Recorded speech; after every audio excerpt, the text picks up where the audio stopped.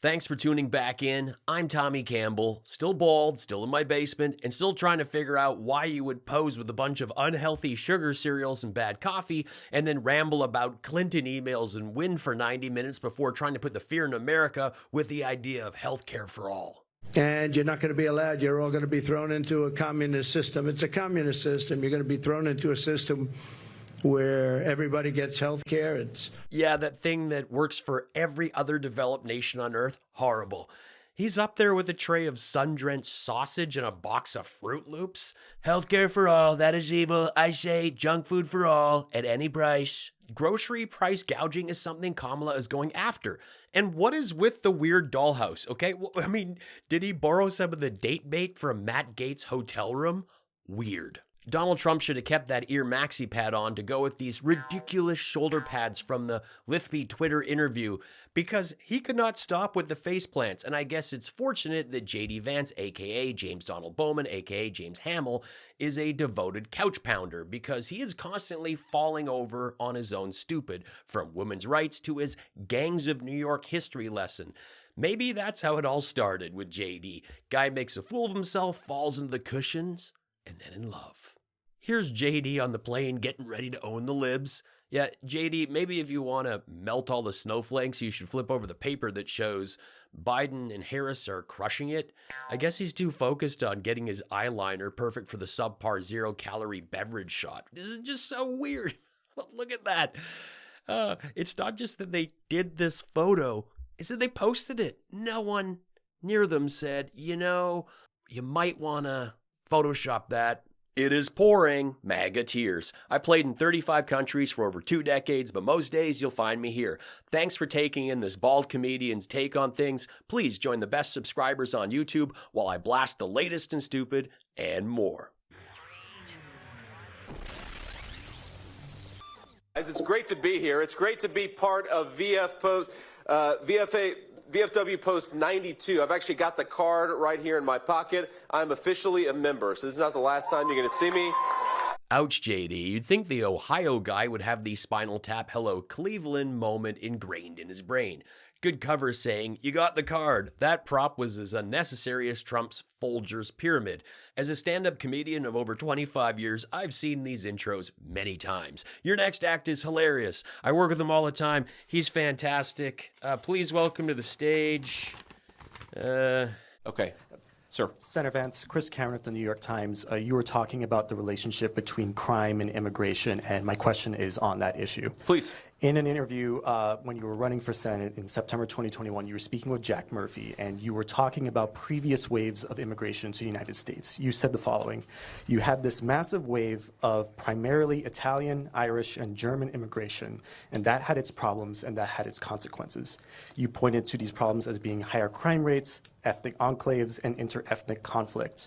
Should the United States have prescribed similar policies to what you're proposing now, including mass deportation, to deal with those issues? Well, first of all, I also said there were a lot of benefits to that wave of immigration, but has anybody ever seen the movie Gangs of New York? That's what I'm talking about. We know that when you have these massive ethnic enclaves forming in our country, it can sometimes lead to higher crime rates. I think JD Vance should be sent to the portal in New York for an evening so he can see what the Irish think of him.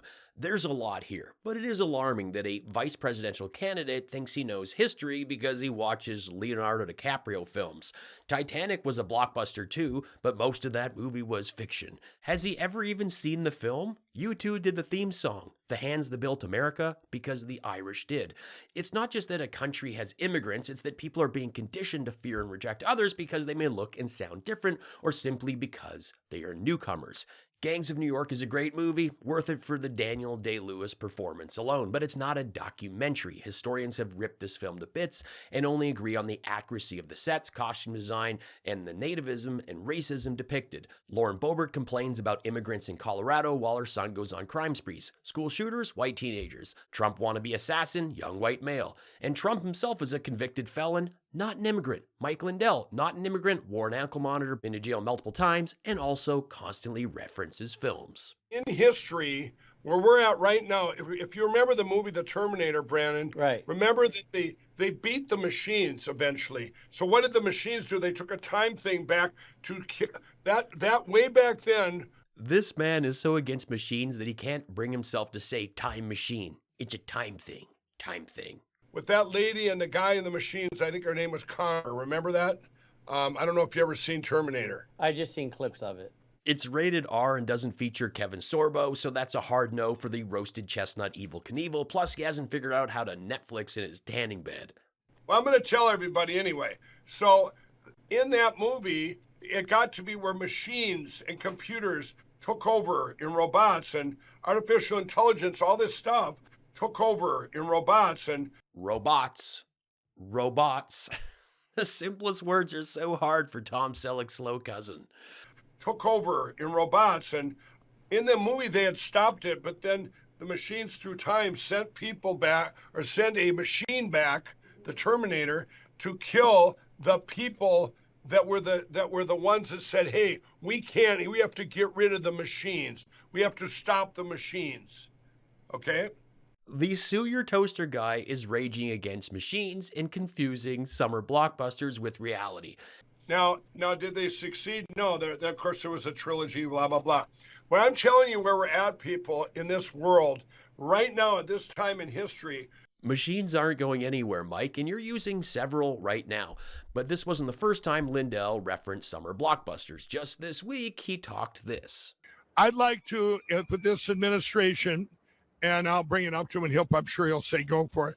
Right now, I have my election crime bureau set up.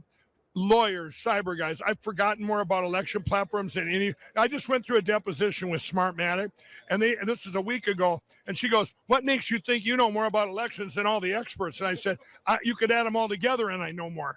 Again, staying tuned for the next deposition video, but did he just say he'd forgotten more about elections than anyone? Also just bizarre that he thinks Trump's going to get in and make him head of an election crime division, the same bureau he created that even Steve Bannon said, you kind of stole my logo. I mean, he did, but hang on, there's more. Now, 18 hours a day, it's like a crash course for 3 years straight, every day of my life. Every day of my life, I've met with all the other countries that have secure elections, but what I'd like to do is get the election bureau that I have in the White House as part of Homeland Security. They deemed our elections critical infrastructure, the government did. It's a plug-in. It's just like the movie Armageddon. You ever see that? And then when Bruce Willis says, I want to bring in my own team.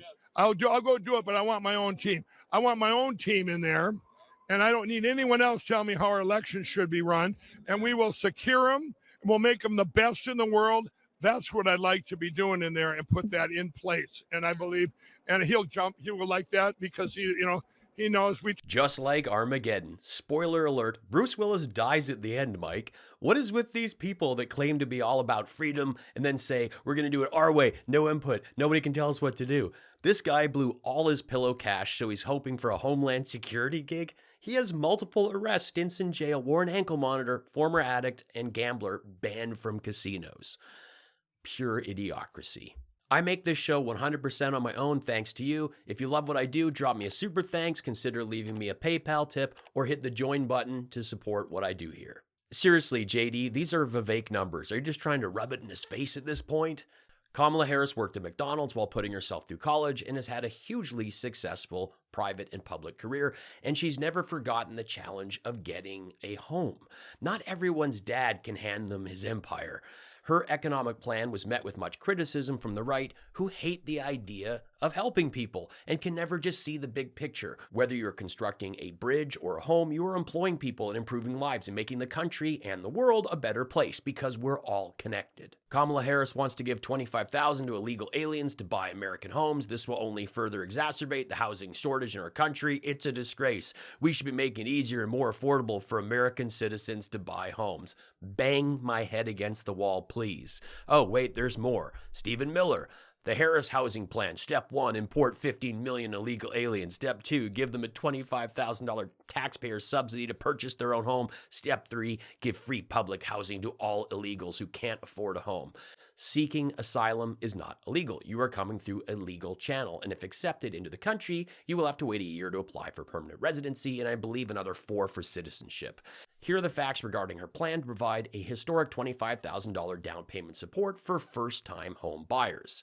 Many Americans work hard at their jobs, save and pay their rent on time month after month, but they can't save enough after paying the rent and other bills to save for a down payment, denying them a shot at owning a home and building wealth. As the Harris-Walz plan starts to expand the supply of entry-level homes, they will, during their first term, provide working families who have paid their rent on time for 2 years and are buying their first home up to $25,000 in down payment assistance, with more generous support for first-generation homeowners. The Biden-Harris administration initially proposed providing $25,000 in down payment assistance only for $400,000 first-generation homebuyers or homebuyers whose parents don't own a home, and a $10,000 tax credit for first-time home buyers. Vice President Harris' plan will simplify and significantly expand that plan by providing up to $25,000 for all eligible first-time home buyers while still calling for a significant addition for first-generation homeowners. It will expand the reach of down payment assistance, allowing over 4 million first-time buyers over 4 years to get significant down payment assistance on average of $25,000 to get the funds they need to buy a first home. Off the bat, it states many Americans. This isn't for people on holiday or overstaying their visas. It's for Americans. There's a lot of backlash saying it will just push the prices up $25K.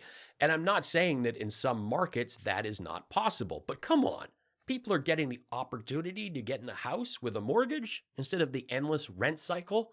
This is huge. And God just downloaded these 9 songs into my heart in 30 days. I recorded them, and this is an awesome CD. There's songs like Trump Derangement Syndrome, Let Trump Be Trump, The Never Trump Blues, and I've just been selling it as I can. But I handed this to Don Jr. at a small venue. He was with his security, and he took it. He looked at it and handed it to his security, and it was gone. I want to get this into President Trump's hands. If it gets into his hands, it's going to be played like mad. Yeah, he told them to keep it for later so he could use it for his blow. He has zero interest in playing this. Even the RSBN host knows Don Jr. is not going to pop that in a CD player, if you can even find one nowadays. Make sure Ronnie Jackson is doing the usual searing, burning, getting rid of all those spots on my tiny mushroom that Kimberly shared with us. Plus, my guilfoil is like Paul Stanley in a Bon Jovi wig. I need a great line of coke. Again, I'd rather be with my sister, loving every bit of her, but we're related, and apparently that is wrong. I don't agree with it, neither does my father. We beg you, for the boys, to break it off with Kushner so I can actually grow the mushroom. Downloaded Ivanka's Instagram pics so I could watch them on my Roku TV with the whole family, so we can take our tiny minds off that we are going to lose to Kamala, and my father is going to jail. I have a lot of fun with the graphics here. I had a blast making these. I'm not sure if Trump is eyeing JD's handiwork or getting ready to hide this because he's on his way over. Like I said, I have a lot of fun. But I mean, this is so fake. Trump's never tried to clean a thing in his life. Have a good look at these 2 images and drop me a funny caption in the comments. Mike Lindell is American success story. Maybe pick a better target, Baldy. MAGA tears.